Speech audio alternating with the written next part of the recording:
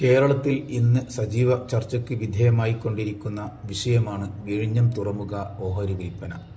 എക്കാലത്തും പുരോഗമനത്തെ എതിർത്തു പോരുന്ന ഒരു വിഭാഗമാണ് അതിൻ്റെ പിന്നിൽ.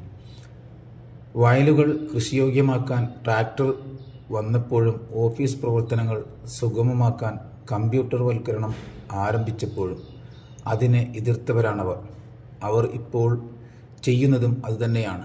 വിദേശ നിക്ഷേപം കേരളത്തിന് അനുകൂലമായി നടന്നാൽ അത് കേരള ജനതയ്ക്ക് ഫലപ്രദമാകുമെന്നും ഇപ്പോഴത്തെ മുഖ്യമന്ത്രിയുടെ കാലത്ത് അത് സംഭവിച്ചാൽ ഞങ്ങൾക്ക് ഇനിയൊരു തിരിച്ചുവരവില്ലെന്നും അവർ മനസ്സിലാക്കുന്നു. മകൻ മരിച്ചിട്ടെങ്കിലും മരുമകൾ കഷ്ടപ്പെടുന്നത് കാണണം എന്ന് ചിന്തിക്കുന്ന അമ്മായിയമ്മയുടെ ചിന്തയാണവർക്ക്. അതിനാലാണ് ഓഹരി വിൽപ്പനയുമായി ബന്ധപ്പെട്ട കരാർ നടന്നിട്ടില്ലെന്നും പ്രാരംഭ ചർച്ചകൾ മാത്രമാണ് നടന്നതെന്നും ഗവൺമെൻറ്റിൻ്റെ അനുമതിക്ക് ശേഷം മാത്രമേ അന്തിമ കരാർ നിലവിൽ വരികയുള്ളൂവെന്നും അദാനി ഗ്രൂപ്പ് വ്യക്തമാക്കിയിട്ടും ഇതുമായി ബന്ധപ്പെട്ട കുത്തിത്തിരിപ്പ് ചർച്ചകളുമായി അവർ മുന്നോട്ട് പോകുന്നത്. ഏതായാലും ഒന്നുറപ്പാണ്, കേരള സമൂഹം ചിന്താശേഷിയുള്ളവരാണ്. മധുരത്തിൽ വിഷം കലർത്തുന്ന ഇത്തരക്കാരെ അവർക്ക് തിരിച്ചറിയാൻ കഴിയും.